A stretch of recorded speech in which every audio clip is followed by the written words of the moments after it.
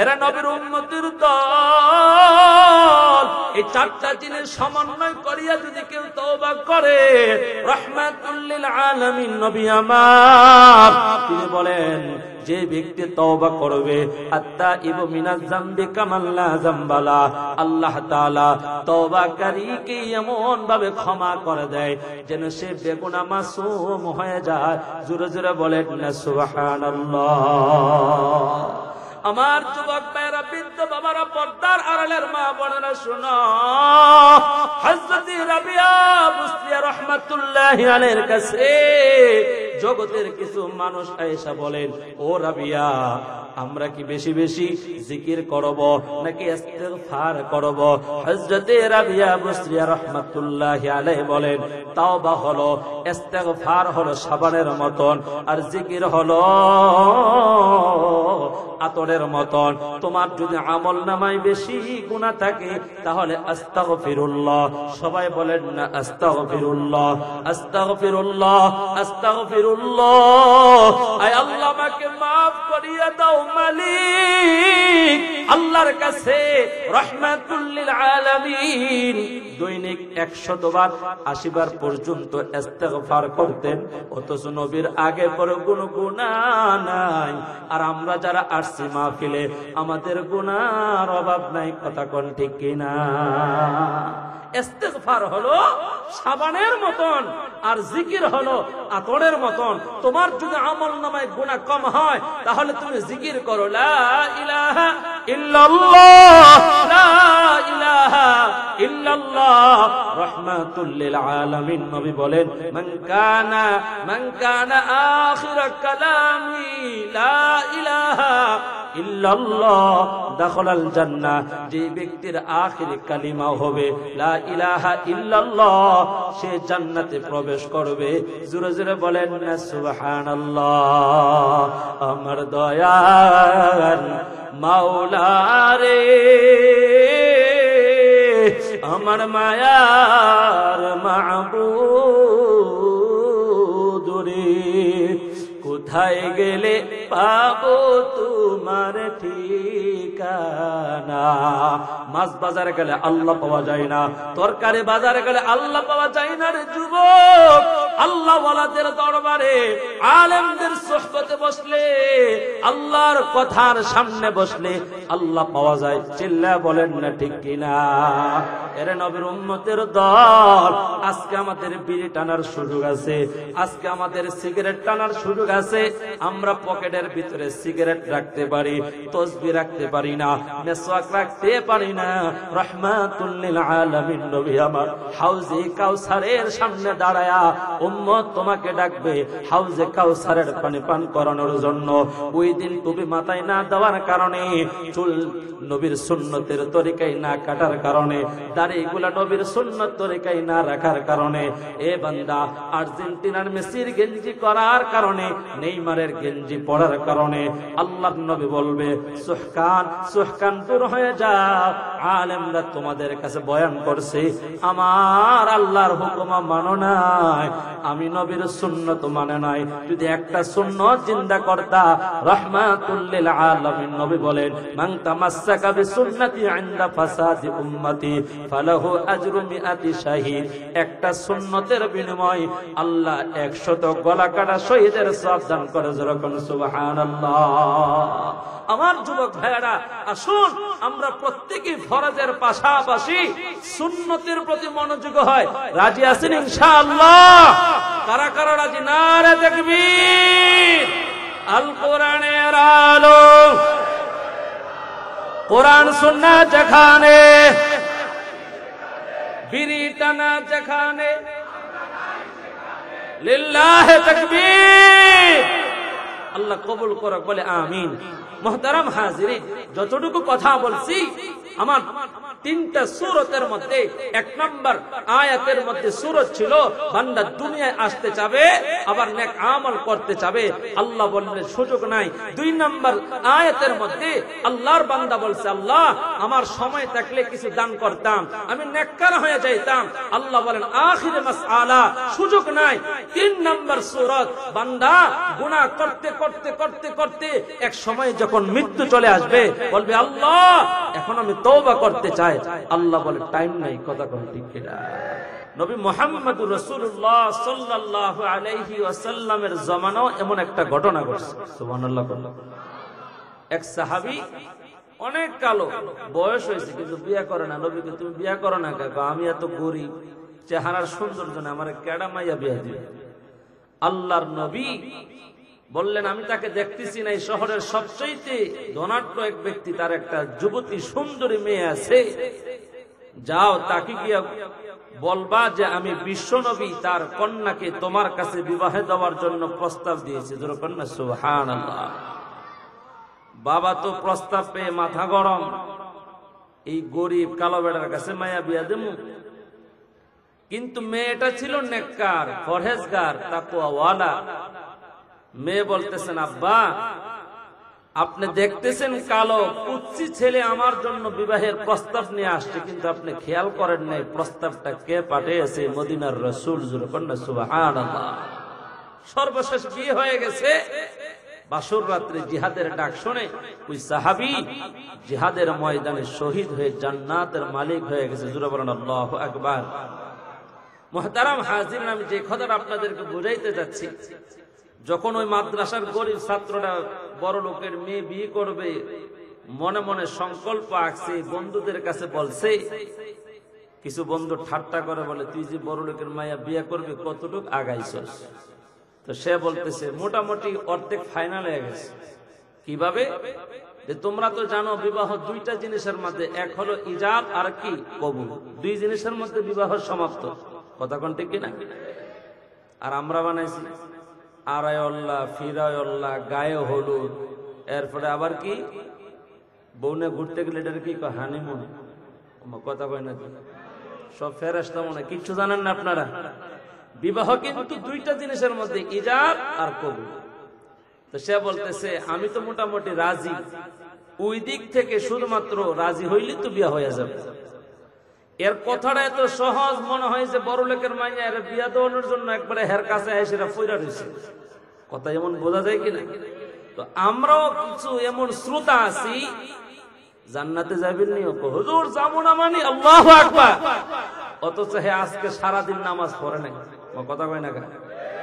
আমাদের বাপ সাহেব এমন যে হুজুর আমরা তো জান্নাতে যাওয়ার জন্য প্রস্তুত, শুধুমাত্র আল্লাহ যদি পারমিশন দেয় তাইলে তো জান্নাতে হয়ে যাবো। কথা কোন ঠিক কিনা?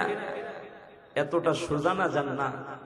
রহমাতুল লিল আলামিন 63 বছর নবুয়তের এই হায়াতের জিন্দেগি, 23 বছরের এমন কোন দিন আর রাত নাই যার চোখ দিয়া অস্ত্র ঝরে নাই, জাহান্নামকে ভয় করে।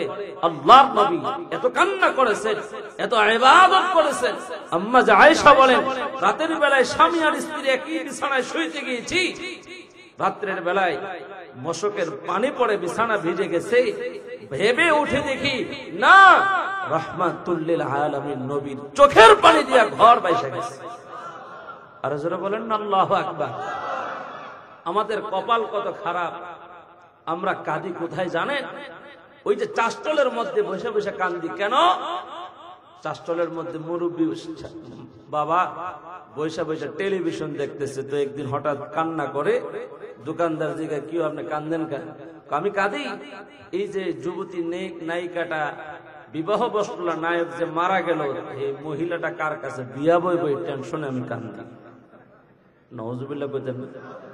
আপনার এলাকা মনে হয় টিভি দেখে এমন মুরব্বী মনে হয় নাই এই শহরে। কথা বলেন না ভাই, আছে না নাই? গভীর মনোযোগ।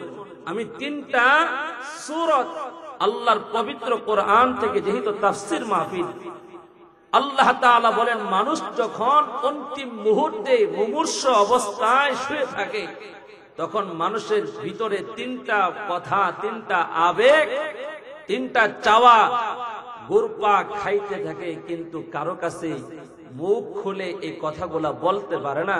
আমি আপনাদেরকে জিজ্ঞেস করি, মনের গহীনে লুকিয়ে থাকা ওই কথাগুলা স্ত্রী বোঝে না, সন্তান বোঝে না, প্রতিবেশী বোঝে না, কিন্তু আমাদের কলবের ভিতরে লুকানো জল্পনা, কল্পনা, আবেগ এইগুলা বুঝেন কে?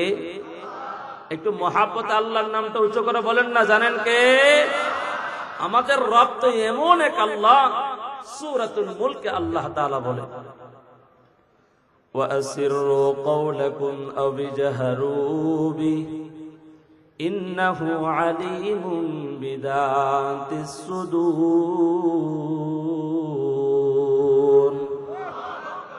রব্বুল আলামিন বলেন, তোমরা তোমাদের কথা গোপনেই বলো আর প্রকাশ্যে বলো, আমি আল্লাহ তোমাদের অন্তর্যামী। বলেন না এই কথাটা কার কথা? মনে মনে জল্পনা করেছি এখান থেকে যাওয়ার পর বাসার মধ্যে মিষ্টি নিয়ে যাবো, রসমালাই নিয়ে যাবো।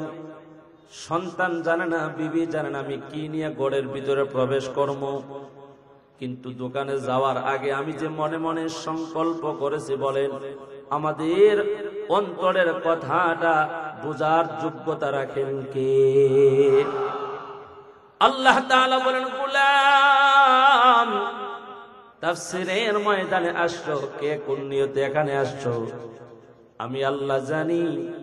আমি বক্তা সাহেব যদি মনে মনে নিয়ত করি আমি আসছি আমার ভিআইপি খানা দিব, পকেট ভরা টাকা দিব, আমার মধ্যে যদি ইখলাস না থেকে হেদায়েতের নিয়তে আপনাদেরকে কথা শোনাইতে আসছি, দুনিয়ার উদ্দেশ্যে যদি কথা বলি, ওয়াল্লাহি আল্লাহর কসম কিয়ামত পর্যন্ত আমার দিয়ে এখানে বয়ান করলে কেউ হেদায়েত পাবে না।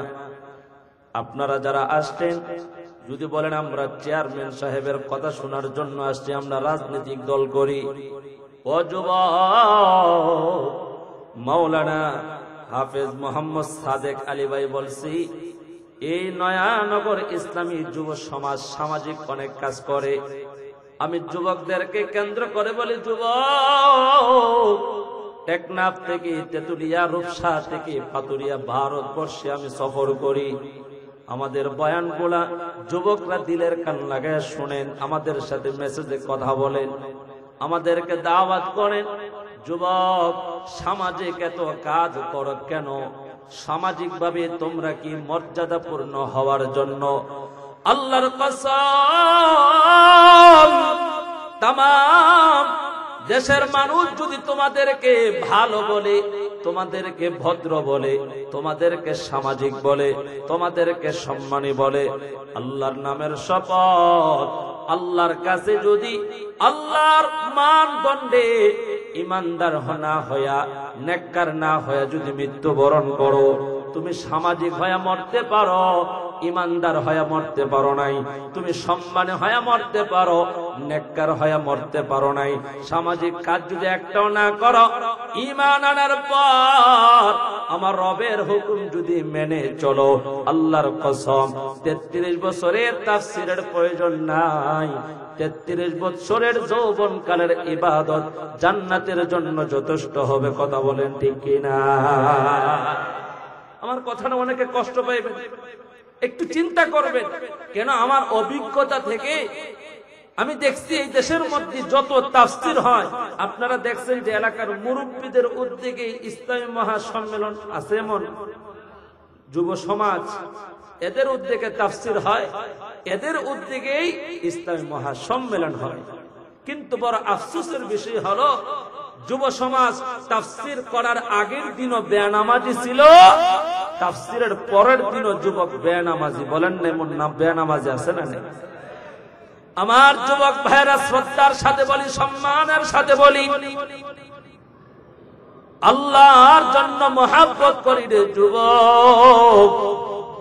যৌবনকালের ইবাদত আল্লাহর কাছে এত প্রিয়, আল্লাহর নবী বলেন যৌবনকালে ইবাদত করে যে যুবক দুনিয়া থেকে মৃত্যুবরণ করবে, আমার আল্লাহ তাআলা তাকে আরশে আজিমের নিচে জায়গা করে দিবে। জোরে কোন সুবহানাল্লাহ।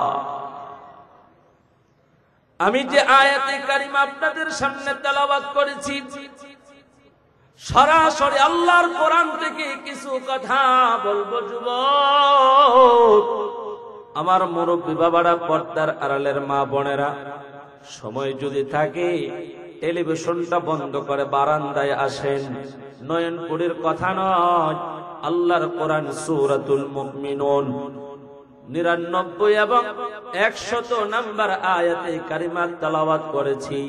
আল্লাহ তাআলা বলেন, মানুষের যখন অন্তিম মুহূর্ত সাকরাত অবস্থা শুরু হয়ে যায়, মানুষের তিনটা অবস্থা হয়, তিনটা হালাত হয়। সকলে 3 আঙ্গুল দেখায় বলেন না, মৃত্যুর আগ মুহূর্তে মুমূর্ষ অবস্থায় নারী হোক পুরুষ হোক হালাত হয় কয়টা? মহাব্বতে বলেন কয়টা? 3টা হালাত। স্ত্রীর কাছে মনের আবেগ বলতে পারে না, সন্তানের কাছে আবেগ বলতে পারে না, নেতা সাহেব তার জনগণের কাছে আবেগ বলতে পারে না। আল্লাহ বলে, গোলাম, তোমার অন্তরের কথা আমি আল্লাহ আমার হাবিবের কাছে আয়াত নাযিল করে জানায়া দিলাম। আল্লাহ তাআলা বলেন, হাত্তা ইযা জাআ আহাদাহুমুল মাউত ক্বালা রাব্বিরজিউন। একটু মহাব্বতে সবাই বলেন আল্লাহু আকবার। আর জোরে দিলটা মহাব্বতি, অন্তরটা দিলটা ভইরা জবানটা খুলে বলেন না আল্লাহু আকবার। আল্লাহ বলেন, যখন কারো মৃত্যু চলে আসে তখন সে বলতে থাকে, আল্লাহ আমাকে দুনিয়ার মধ্যে আবার পাঠান, আয় আল্লাহ আমাকে আবার দুনিয়ায় যাওয়ার সুযোগ দেন। আল্লাহ বলেন, কেন দুনিয়ায় যাইবা? বান্দা তখন বলে, লাআল্লি আ'মালু সালিহান ফীমা তারাকতু। কাল্লা, আল্লাহ ও আমার রব, ও আমার লালন কর্তা, ও আমার পালন কর্তা, আমি এই জন্য দুনিয়ায় যাইতে চাই। দুনিয়ার মধ্যে আমি যা কিছু রেখে আসছি, ওই দুনিয়ায় যাওয়ার পর আমি ওইখানে ভালো ভালো কাজ করব, নেকের কাজ করব, আমি আর গুনাহ করব না, অন্যায় করব না। এই মুহূর্তে আমার মৃত্যু হয়ে যাবে মালিক, আমি তো জানি না। আল্লাহ, আমি মৃত্যুর জন্য প্রস্তুতি নয়, আমি মৃত্যুর জন্য প্রস্তুত ছিলাম না। আমি তো আসছিলাম বাজার করার জন্য, রাস্তার মধ্যে আমার মৃত্যু হয়েছে। আমি আসছিলাম প্রবাসে আমার জীবনটা সুন্দর করার জন্য, প্রবাসে আমার মৃত্যু চলে আসছে। আল্লাহ বলেন, কাল্লা, না না না, কখনো না, এটা কোনো সিস্টেম নাই, এটা আমার আল্লাহর সিস্টেমের মধ্যে পড়ে না। আমি আল্লাহ তাআলা বিশ্বনবী রাহমাতুল লিল আলামিন নবীকে বলেন, ওমা জাআলনা লিবাশারিন মিন ক্বাবলিকাল খুলদ আফা ইন মিত্তা ফাহুমুল খালিদুন। ওগো নবীজি, আপনার পূর্বে আমি আল্লাহ কাউকে অনন্ত জীবন দান করি নাই। আপনার মরণশীল আপনার উম্মত যারা, এরা মৃত্যুবরণ করবে।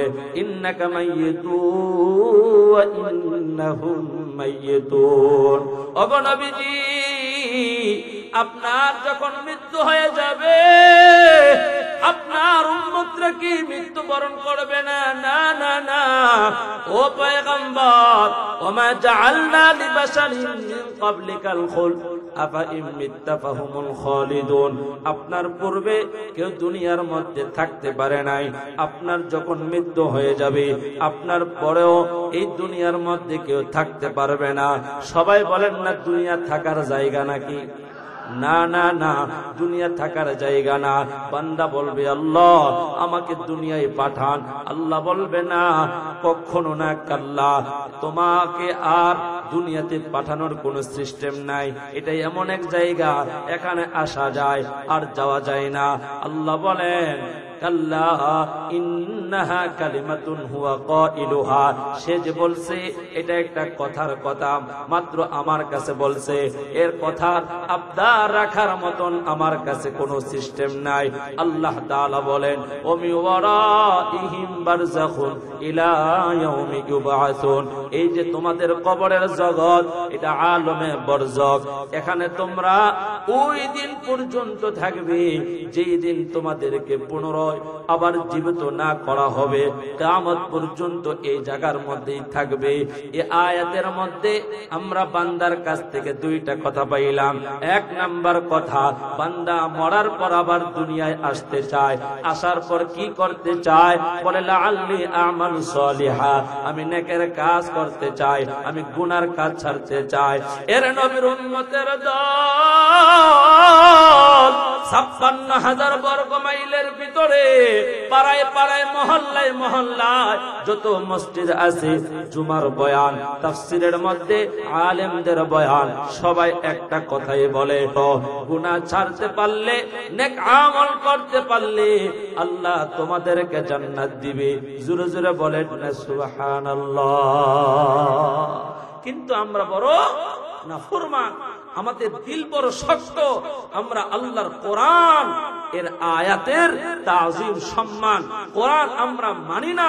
মুখে যদিও বলি কোরআন মানি, কিন্তু কোরআন নিজের গায়ে পড়লে কোরআন মানতে চাই না। কথা কোন ঠিক কিনা?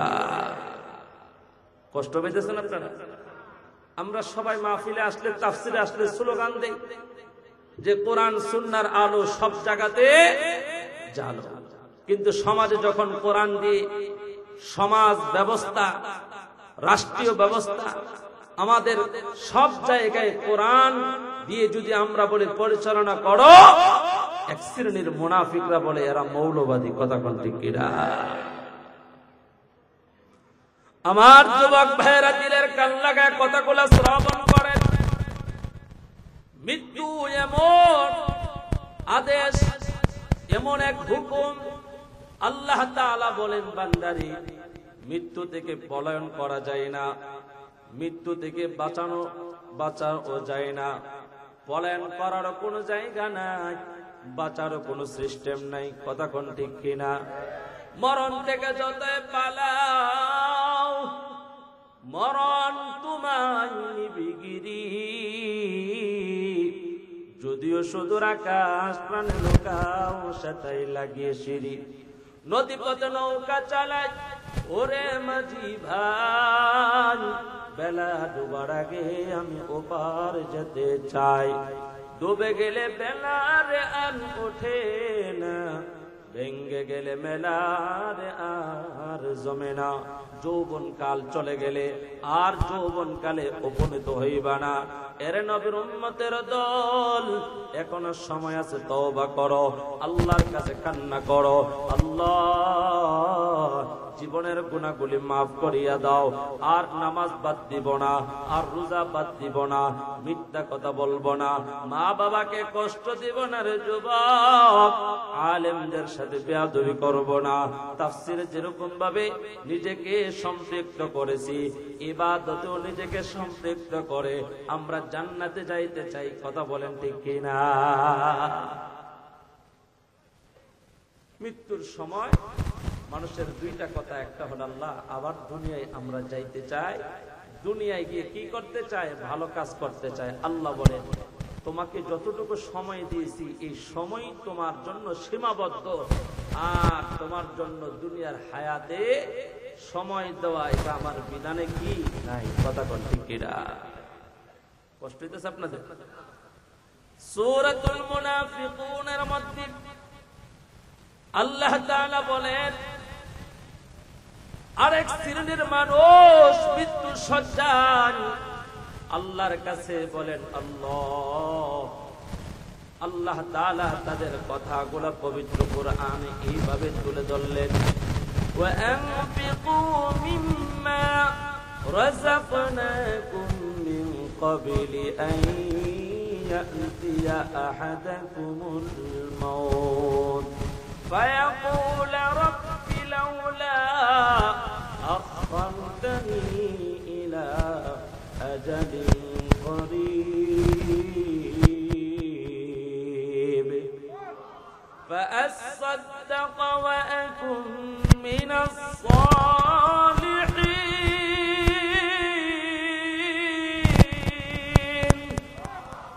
আল্লাহ পাক রব্বুল আলামিন বলেন, মুমিনের সামনে যখন মৃত্যু চলে আসে তখন এরা বলে, আল্লাহ বলেন আমি তোমাদেরকে যা দিয়েছি আমার হুকুম মতে আমার রিজিক গুলো বন্টন করো, ব্যয় করো। ওই দিনটা আসার পূর্বে, যেই দিন তোমাদের নিকট মৃত্যু চলে আসবে, আর তোমরা বলবে ফায়াকুল রাব্বি লাউলা আখরতানি ইলা আজালিন করিব, আল্লাহ এত তাড়াতাড়ি মৃত্যু চলে আসবে, মাওলারি আগে তো জীবনে কোনোদিন কল্পনা করতে পারি নাই, এত তাড়াতাড়ি মৃত্যু চলে আসবে। আল্লাহ আমাদের অনেক কাজ বাকি, বিল্ডিং এর কাজ সমাপ্ত করতে পারি নাই, ব্যবসা শুরু করছি লাভবান হইতে পারি নাই, আল্লাহ এত তাড়াতাড়ি মৃত্যু চলে আসবে। বান্দা তখন বলবে আল্লাহ এখন আমার মৃত্যু চলে আসছে, এত তাড়াতাড়ি আমার জন্য মৃত্যু নির্দিষ্ট হয়ে যাবে আমি চিন্তা করতে পারি নাই, ভাবতে পারি নাই। আগে যদি জানতাম এই এত তাড়াতাড়ি মৃত্যু চলে আসবে, তাহলে আমি দুইটা কাজ করতাম। বলেন না কয়টা কাজ? দুইটা কাজ। আল্লাহ বলেন কি করতাম? বান্দা বলেন ফাআসাদদাকু ওয়া আকুন মিনাস সালিহিন। এক নাম্বার আমি বেশি বেশি দান খায়রাত করতাম। দুই নাম্বার আমি নেককারদের সাথে আমি অন্তর্ভুক্ত হয়ে যাইতাম, নামাজীদের সাথে নামাজে যাইতাম, আমি দিনদারদের সাথে তাবলীগে যাইতাম, আমি ভালো কাজ করতাম। আয় আল্লাহ গুনার কাজগুলো আমি ছেড়ে দিতাম। আল্লাহ তাআলা বলেন ওয়ালা ইউআখিরুল্লাহু নাফসান ইযা জাআ আজালুহা, যখন কারো নির্ধারিত সময় এসে যায়, কাল এসে যায়, মালাকুল মউত যখন উপস্থিত হয়ে যায়, তখন আল্লাহ তাআলা অবশ্যই তাকে আর কোনো অবকাশ দিবেন না, সুযোগ দিবেন না। এখন তার জন্য রূহ কবজ হবে, এখন দুনিয়া থেকে তার চলে যাইতে হবে। আল্লাহ তাআলা বলেন ওয়ালিকুল্লি উম্মাতিন আজাল, আমি প্রত্যেকটা উম্মতের জন্য মৃত্যু নির্ধারিত করেছি। ইযা জাআ আজালুহুম লা ইস্তাখিরুনা সাআতাও ওয়া লা ইস্তাকদিমুন, মৃত্যু একটা মিনিট সময় আগে আসবে না, একটা মিনিট সময় বিলম্ব করবে না। আল্লাহ আজরাইল আমাদের সামনে হাজির হয়ে যাবে। এরে নয়ানগর এলাকার যুবক, রাহমাতুল লিল আলামিন নবী আমার বলে কোন উম্মত যদি প্রতিদিন দিনের বেলায় 20 বার, জোরে বলেন না কয়বার? একটু মহাব্বতে দুইটা আঙ্গুল দেখায় বলেন না কয়বার? 20 বার যদি কেউ মৃত্যুর কথা স্মরণ করে, আল্লাহর নবী বলেন ওই দিনে যদি আমার উম্মতের মৃত্যু হয়ে যায়, আল্লাহর নবী বলেন শাহাদাতের দরজা দিয়া আমার উম্মত জান্নাতি হয়ে যাবে। জোরে কোন সুবহানাল্লাহ। আল্লাহর নবীর সাহাবী হযরত আব্দুল্লাহ ইবনে উমর রাদিয়াল্লাহু তাআলা আনহু বলেন আমরা বিশ্ব নবীর কাছে 10 জন সাহাবী বসা। যখন কয়জন? 10 জন সাহাবী নবীর সামনে বসা। এদের মধ্য থেকে একজন আনসারী সাহাবী নবীকে প্রশ্ন করলেন, ওগো নবীজি আপনার কাছে একটা প্রশ্ন করতে চাই। ও নবীজি এই জামানার মধ্যে, এই যুগের মধ্যে সবচাইতে বুদ্ধিমান কে? সাহাবী একজন প্রশ্ন করে, নবী এই জামানার মধ্যে সবচেয়ে বুদ্ধিমান কে? এখন আমাদেরকে যদি কেউ প্রশ্ন করে বুদ্ধিমান কে, আমি মনে করি আমার চেয়ে বুদ্ধিমান এই জমিনে কেউ নেই। কথা কয় না?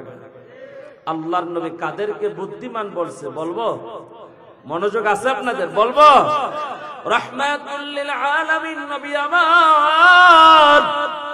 সাহাবায়ে কেরাম যখন প্রশ্ন করলেন, আব্দুল্লাহ ইবনে উমর বলেন, আনসারী সাহাবী প্রশ্ন করলেন, ওগো নবীজি সবচাইতে বুদ্ধিমান কে? আল্লাহর নবী বলেন যে প্রতিদিন মৃত্যুর কথা স্মরণ করে এবং মৃত্যুর জন্য প্রস্তুতি গ্রহণ করে, সেই হলো সবচাইতে বুদ্ধিমান। চিল্লায়া বলেন না আল্লাহু আকবার। আমাদের অবস্থা এমন, প্রতিদিন তো দূরের কথা, বছরে আমরা একবার মরে যে যাবো এটা স্মরণ করি না। কথা কোন ঠিক কিনা? কষ্ট হইতেছে আপনার?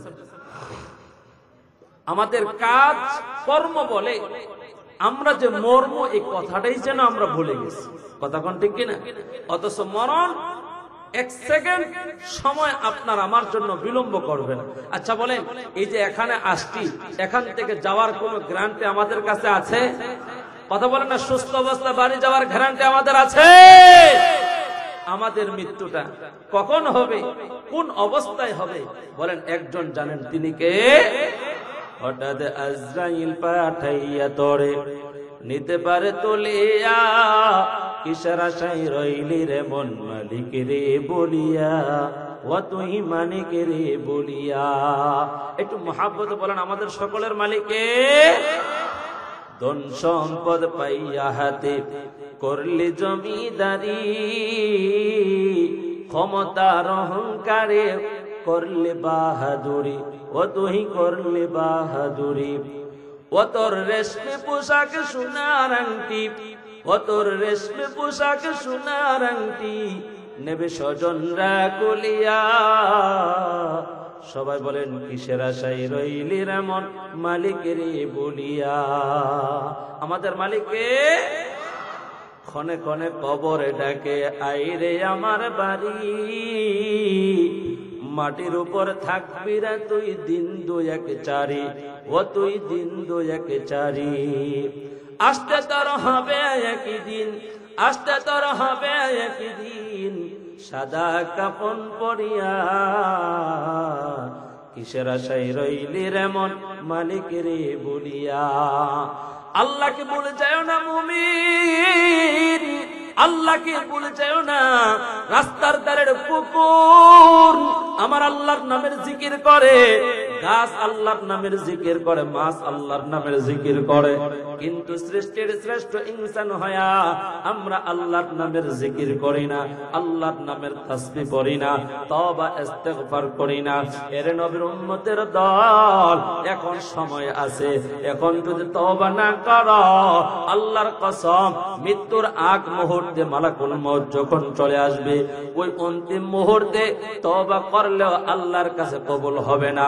রব্বুল আলামিন বলেন, ওয়ালাইসাতিত তাওবাতু লিল্লাযিনা ইয়ামালুনাস সাইয়্যাত হাত্তা ইযা হাদারা আহাদাহুমুল মাউত ক্বালা ইন্নী তুবতুল আন ওয়ালাল্লাযিনা ইয়ামুতুনা ওয়া হুম কুফফার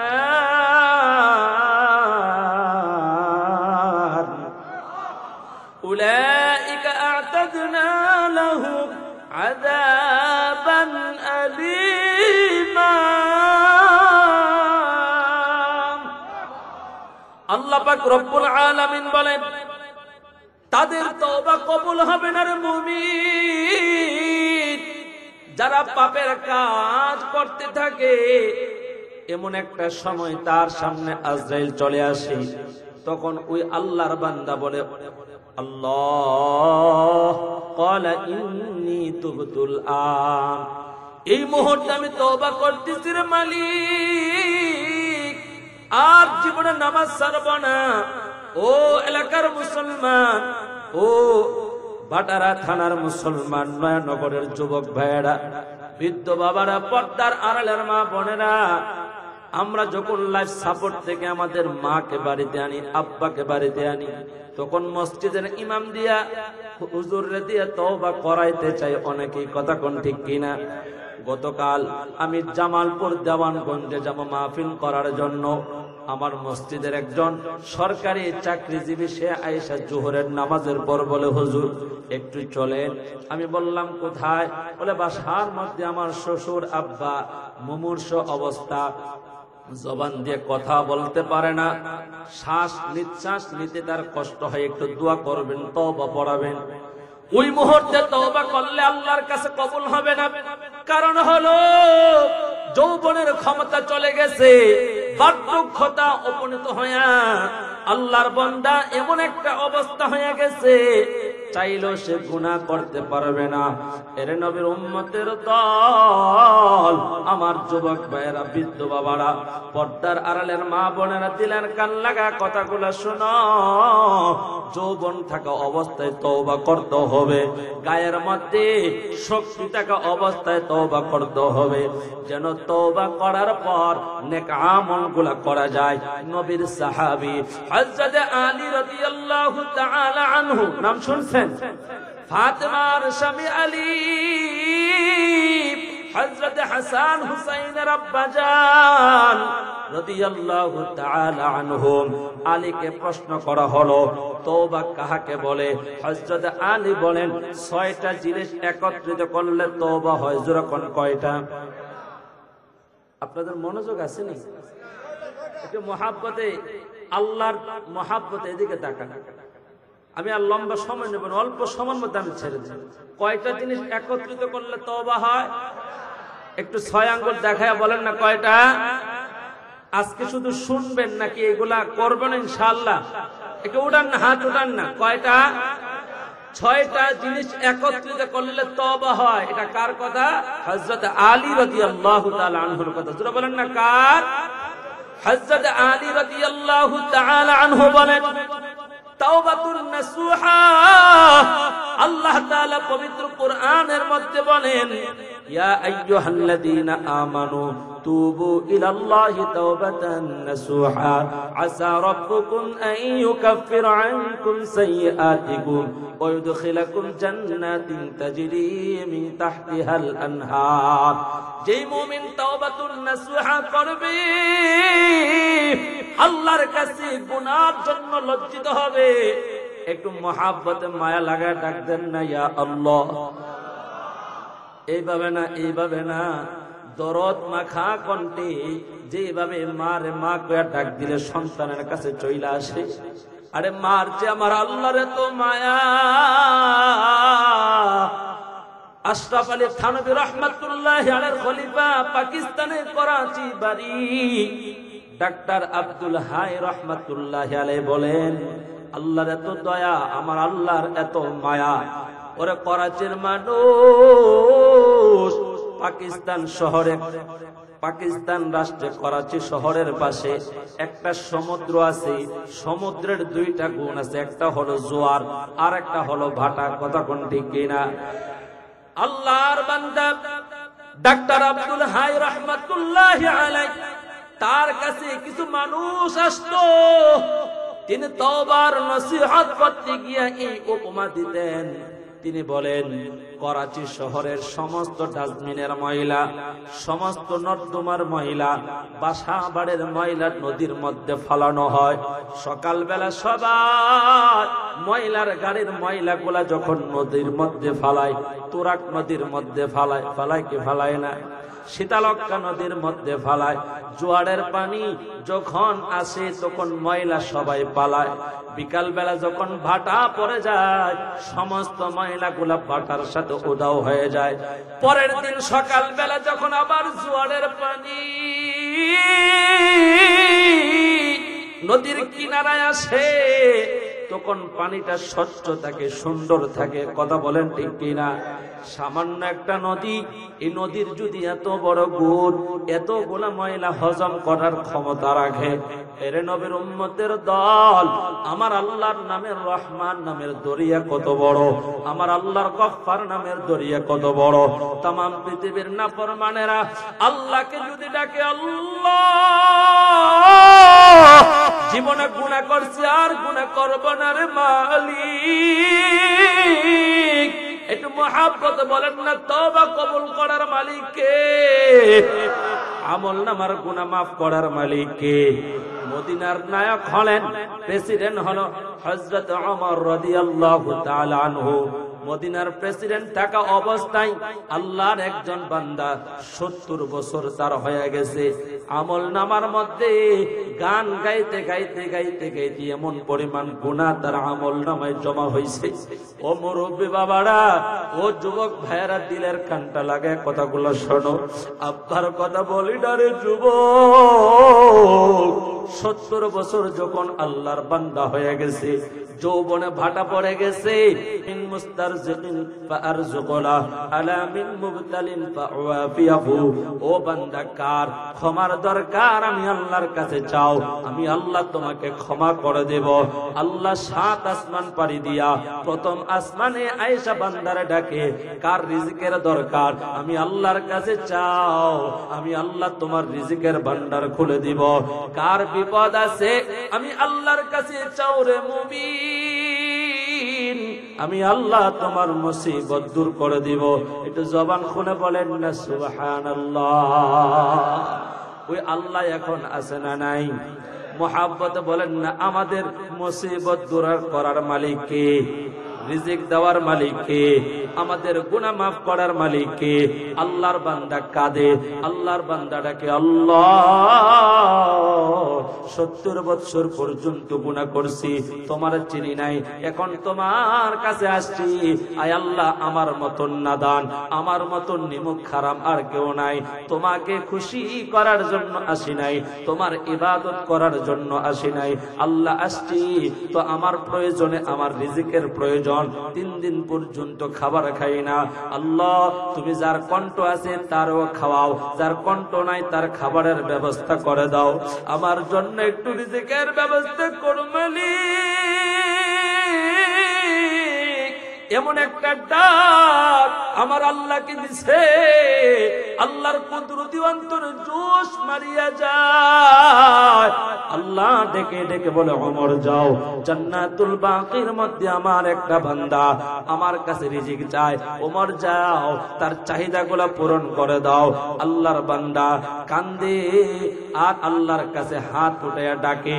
এমন সময় ওমর গিয়া যখন তাকে দেখলেন, প্রশাসনকে দেখলে যেরকম ভাবে অপরাধী পলায়ন করার চেষ্টা করে, ওমরকে দেখিয়া 70 বছরের বৃদ্ধ মানুষ পলায়ন করার চেষ্টা করে, ওমর দেখে বলে বিদ্যুৎ দাঁড়াও, কোথায় যাও?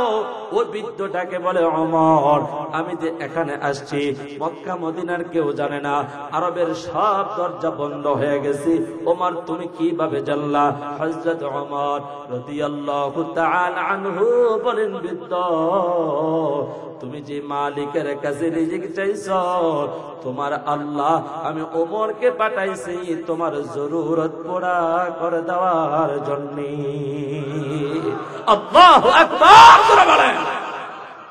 এই মুসলমান বলেন না ওই আল্লাহ এখন আছে না নাই? মুহাব্বতে বলেন না আমার আল্লাহ এখন আছে না নাই? আমাদের আমল নামায় গুনাহ আছে না নাই? আমরা তো আল্লাহর কাছে কাঁদিও না, একটু তওবাও করি না, একটু আল্লাহর কাছে ক্ষমাও চাই না। বলেন না আজকের তাফসিরে আল্লাহর কাছে ক্ষমা চাওয়ার একটা সুযোগ আসছে, আল্লাহর কাছে একটু নিজেকে প্রাধান্য দেওয়ার সুযোগ আসছে, গুনাহগুলো মাফ হওয়ার একটা সুযোগ আসছে। আমরা আমাদের আমলনামা থেকে গুনাহ মাফ হয়ে যাক, এটা চাই কি চাই না? কারা কারা চাই একটু মহাব্বতে হাত উঠান তো, মাশাআল্লাহ একটু হাত উঠান সবাই, ডানে বামে না তাকায়া আল্লাহর মহাব্বতে একটু জবানটা উঁচু করে ডাক দেন, ইয়া আল্লাহ না করব না।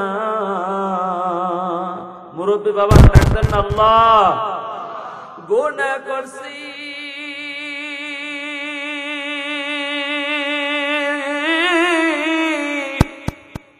আর তো গুনাহ করব না, মাফ করে দাও ও গো মাওলা রব্বানা। সবাই বলেন মাফ করে দাও ও গো মাওলা রব্বানা, তুমি যদি মাফ না করো আল্লাহ আমরা রে, একটু বলেন না তুমি যদি মাফ না করো আল্লাহ আমরা রে, বলো বলো আমরা যাব কারদারে। মুহাব্বত বলেন যাওয়ার কোন জায়গা আসেনি? আমল নামার গুনাহগুলো মাফ করার মালিক কে? আল্লাহ বলেন ওয়ালাইসাতিত তাওবাতু লিল্লাযিনা ইয়ামালুনাস সাইয়্যাত, এদের তওবা গ্রহণ করা হবে না যারা গুনার কাজ করতেই থাকে, অপরাধ করতেই থাকে, নিজেরা উপলব্ধ হয় না, গুনার জন্য তওবা করে না। আল্লাহ পাক রব্বুল আলামিন বলেন পরিশেষে যখন তাদের মৃত্যু হাজির হয়ে যায়, হাত্তা ইযা হাদারা আহাদাহুমুল মাউত ক্বালা ইন্নী তুবতুল আন, এরা তখন বলে আল্লাহ এখন আমরা তওবা করতেছি। আল্লাহ বলে না না, এখন আর তওবা গ্রহণ করার সুযোগ নাই। ওয়ালাল্লাযীনা ইয়ামুতুনা ওহুম কুফার, এবং এদের তওবা কবুল হবে না যারা কাফের অবস্থায় মৃত্যুবরণ করে। উলাইকা আ'তাদনা লাহুম আযাবান আলীমা, আমি এদের জন্য প্রস্তুত করে রেখেছি যন্ত্রণাদায়ক শাস্তি। ও নবীর উম্মতের দল, জাহান্নামের আগুন সহ্য করতে পারবো না।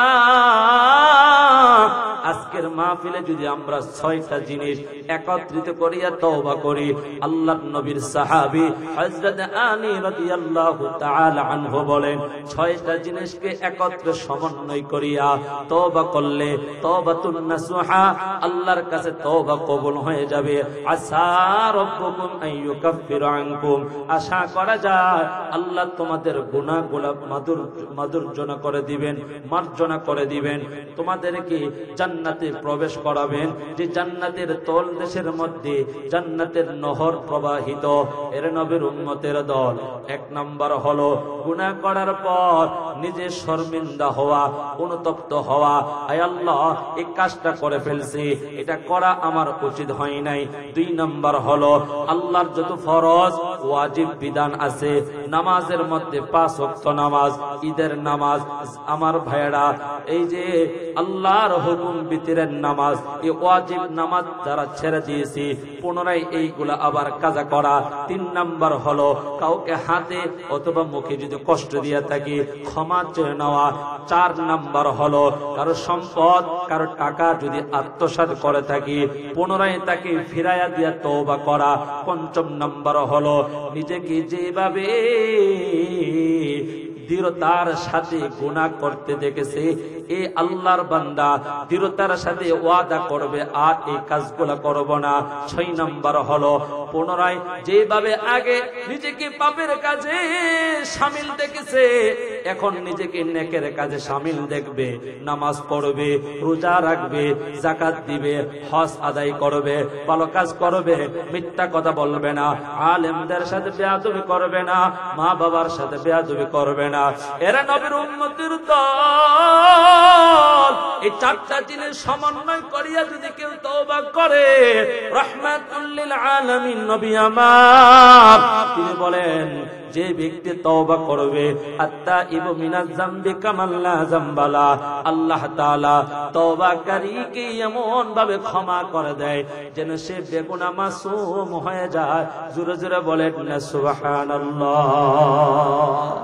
আমার যুবক ভাইরা, বৃদ্ধ বাবারা, পর্দার আড়ালের মা বোনেরা শুনো, হযরত রাবিয়া বুসরিয়া রাহমাতুল্লাহি আলাইহির কাছে জগতের কিছু মানুষ আয়েশা বলেন, ও রাবিয়া আমরা কি বেশি বেশি জিকির করব নাকি ইস্তিগফার করব?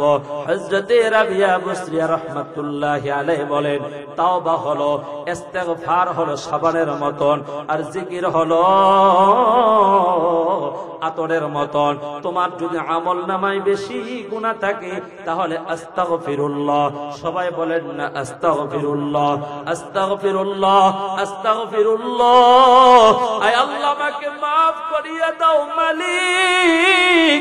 আল্লাহর কাছে রাহমাতুল লিল আলামিন দৈনিক 100 বার 80 বার পর্যন্ত ইস্তিগফার করতেন, অথচ নবীর আগে পরে কোনো গুনাহ নাই। আর আমরা যারা আসছি মাহফিলে আমাদের গুনার অভাব নাই, কথা কোন ঠিক কিনা?